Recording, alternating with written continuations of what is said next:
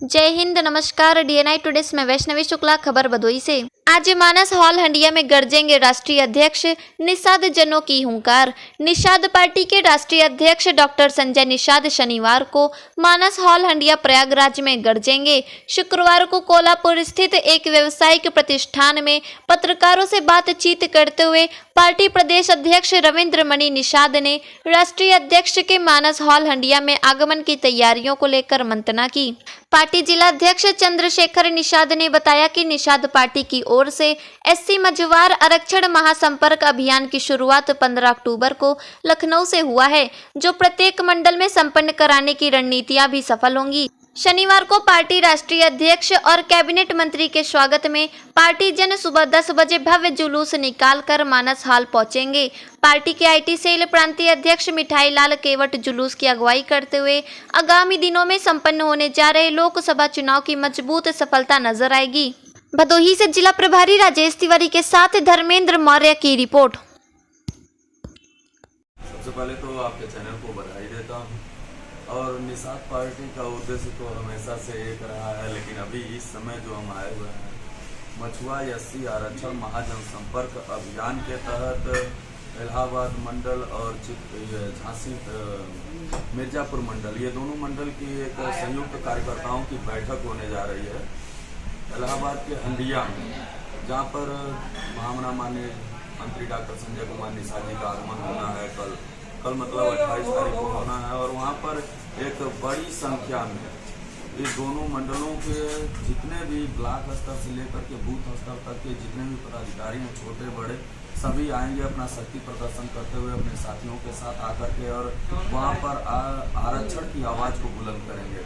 आरक्षण की आवाज़ को जो पिछली सरकारों ने हमारे साथ कितना धोखेबाजी किया है उनका पर्दाफाश होगा, और आज के समय में हमारे सहयोगी दल एनडीए की सरकार में भारतीय जनता पार्टी ने कितना सहयोग किया है, हमारी आरक्षण की आवाज़ को कहां तक पहुंचाया है। अभी इस समय जो पिछली सरकारों ने, कांग्रेस के 2 मंत्रियों ने हमारी फाइल को जो गायब करा दिया था, वो भी फाइल अभी भाजपा ने ला करके माननीय मंत्री जी को दे दिया। माननीय मंत्री जी निकलवा करके और आज दुनिया के सामने प्रस्तुत कर रहे हैं कि कैसे धोखेबाजी हुआ है मछुआरों के साथ। 70 साल से हमारा वोट तो लिया, महंगाई बढ़ा करके नोट भी लिया, और जब हम अपने हिस्से की बात करते हैं, आरक्षण की बात करते हैं, तो हमें चोट दिया। जब 2014 में हम लोग लखनऊ में जाते हैं, अखिलेश जी की सरकार होती है, तो हमारे लोगों के ऊपर लाठियां बरसाई जाती हैं। 2015 में हम गोरखपुर इकट्ठा होते हैं रेलवे के ट्रैक पर, क्योंकि उस समय रेलवे ट्रैक पर जाने का एक सीधा सा प्रमाण था कि रेलवे केंद्र का होता है और केंद्र तक हमें अपनी आवाज़ पहुंचानी थी। प्रदेश सरकार हमेशा कहती थी कि आपकी आवाज़ केंद्र तक नहीं पहुंच पा रही है, केंद्र तक पहुंचाओ।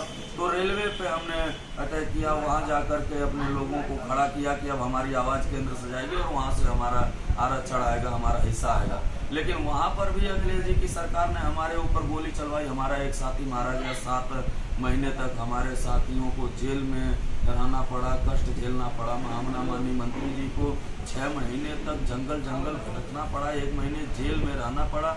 उसके बावजूद भी उनका वह जो जिद था कि मछुआरों को हक और हिस्सा दिलाना, मछुआरों को आरक्षण का संवैधानिक जो अधिकार है आरक्षण, उसका उन्हें दुनिया के सामने प्रस्तुत करना कि कैसे इनके साथ धोखेबाजी होती रही है और कैसे अब इनको हिस्सा मिलेगा, ये पूरी जानकारी देने के लिए कि हम अब आरक्षण के मुद्दे पर किस हद तक आगे बढ़ गए हैं। और इस लोकतांत्रिक देश में मांगने वाले को, और चाहे किसी भी कितना भी कोई लुभावना वादा करता रहे, क्योंकि सभी जान गए हैं कि इतिहास से प्रेरणा मिलती है और उस इतिहास को उजागर करने का काम हमारे योगी जी ने, मोदी जी ने किया है। डॉक्टर संजय कुमार निषाद जी ने बताया तो उन्होंने सर्च किया और सही बात आया, तो हमें खुशी है कि जो डॉक्टर संजय कुमार निषाद जी जय निषाद राज का नारा कभी अकेले लगाते थे, आज खुद योगी जी जय निषाद राज का नारा लगाते हैं गोरखपुर में, मोदी जी जय निषाद राज का नारा लगाते हैं इलाहाबाद में। तो इससे बड़े सौभाग्य की बात और नहीं हो सकती, और हम लोग मिल करके एनडीए की सरकार पुनः बनाएंगे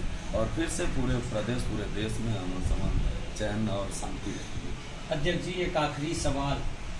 डॉक्टर संजय कुमार निषाद का जीवन संघर्षमय रहा है, लेकिन बीच में एक संज्ञा दी गई, उन्हें एक उपाधि दिया गया महामना का। संघर्षों की दास्तान में देखा जाए तो जिस तरह से पंडित महामना मदन मोहन मालवीय का संघर्ष रहा है, उनका जीवन रहा है, ठीक उसी प्रकार से मेल खाता जीवन डॉक्टर संजय कुमार निषाद का रहा है, लेकिन प्रेरणा कहाँ से मिली, आपने कब दिया ये संज्ञा? देखिए, यह दौर है कि जब हम इस संगठन में राष्ट्रीय निषाद एकता परिषद नामक संगठन मामला माननीय मंत्री डॉक्टर संजय कुमार निषाद जी लेकर के चले। हमारे गोरखपुर खजनी विधानसभा का रहने वाला हूँ। खजनी में उनका एक छोटा सा कार्यक्रम लगा हुआ था। उस कार्यक्रम में मैं पहुंचा तो निषाद राज के बारे में वो बता रहे थे।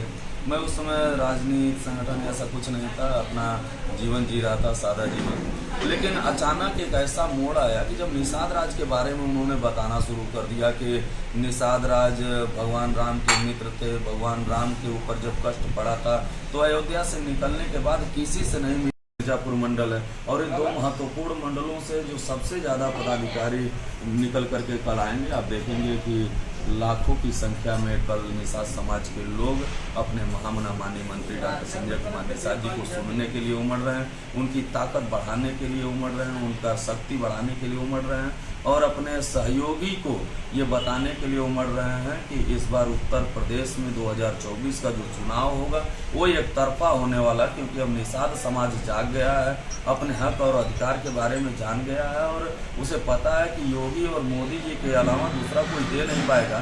तो हमें अनायास अब इधर उधर भटकने की जरूरत नहीं है। अब हम योगी जी को, मोदी जी को मजबूत करेंगे। निषाद पार्टी स्वतः मजबूत होती हुई जा रही है और अपना हक और हिस्सा लेकर